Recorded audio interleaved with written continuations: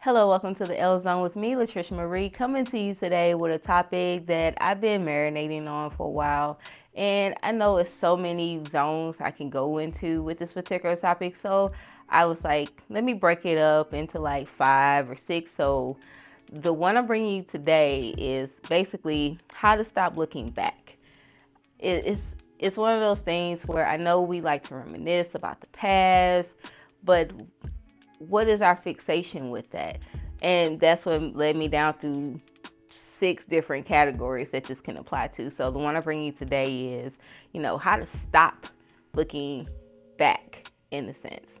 In the context of you're not looking back to, remember the lesson to become better. You're looking back for another reason. And is sometimes, which goes to one of my points, is we don't grieve properly when we lose connections and things like that with people. And it's okay to look back, but there's a line that you cross where it's starting to become either toxic, it's not productive. You start, I guess, circling the block, as people say, but you backtrack in a way that is not good for you. So how do we stop that particular cycle? So one of my first points is write down why you are looking back in the first place.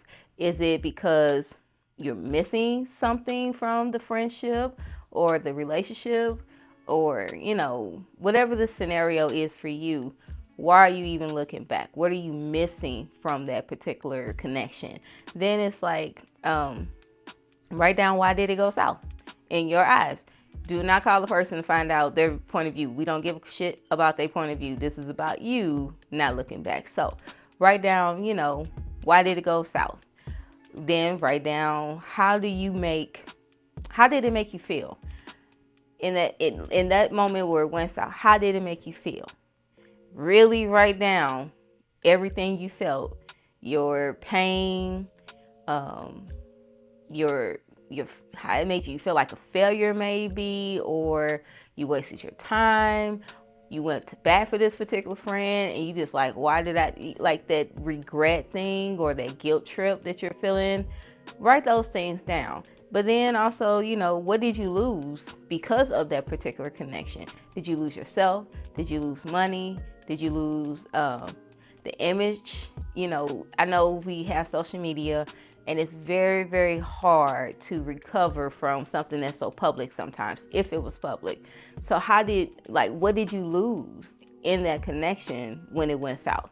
Write all that stuff down. But then, as you're writing it down, get detailed, because you're going to read this back to yourself, because this is going to help you to stop looking back. Because then, too, you're going to decide, okay, I'm reading this. Do I really want to stay in this energy, or do I want something better? Because you can always revamp yourself. I wrote this in my book, How Not to Go Batshit Crazy. The last chapter is revamping yourself. It's never too late. It's nothing that you can't come back from, but really decide, okay, do I really want to stay in this? Was it really all that in the bag of chips? Was I really happy? Because if I was, why do I have all this other negative stuff? And guess the cons of that connection. And decide right then and there, no, I want better for myself. I see myself differently. I learned my mistake. Let me not keep looking backward because I want to get it back, or I need to redeem myself or something. Whatever is in your mind on why you keep looking back, only you know that. Decide right then and there. Okay, no, I'm going to go down this path. So it's like creating a better you at that moment. If you choose better for yourself, if you choose to just linger there in the past that you cannot change, just understand, do not complain to people about it. You're choosing at that moment to stay there. Just saying, don't be a victim to something that you're creating. Once you do decide for better, go into isolation.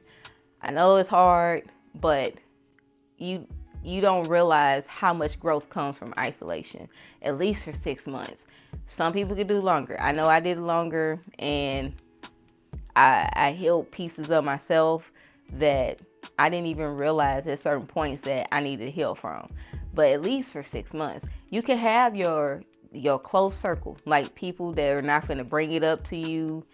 You don't really need, it's not about accountability partner, but people who are there to support you, encourage you on the day-to-day basis about other stuff that has nothing to do with what you're trying to heal from or become better. They're about your forward movement, not your past. They don't keep reminding you of shit that you've done to make you look stupid or make you feel stupid. These are your people that, no, I got you. Do whatever you need to do. I'm here if you need a break. I'm here if you need to, come to me and just give you encouragement. I'm here. Those people, you keep around. But you have to go into some type of isolation, whether that's from the circle of people that was around the friend that you are no longer cool with, the places that you used to go with in a relationship where y'all used to frequent, and people know y'all as a pair, whatever it may be. Isolate yourself. Honestly, don't date. If it is a heartbreak that you're dealing with, don't date. Go figure you out. If you're steady leaving a trail of bad relationships, bad decisions, you got to fix something in you. So I would definitely, heed to the isolation part. Just saying, it is a wonderful thing when you get secure with yourself first. And just know who you are to where when you are ready, you're not losing yourself. It's easier to kind of flow, let things go. You're not, too focused on old shit all the time. But let me know what you all think, and thank you all for taking a listen to the L Zone today. Have a good one.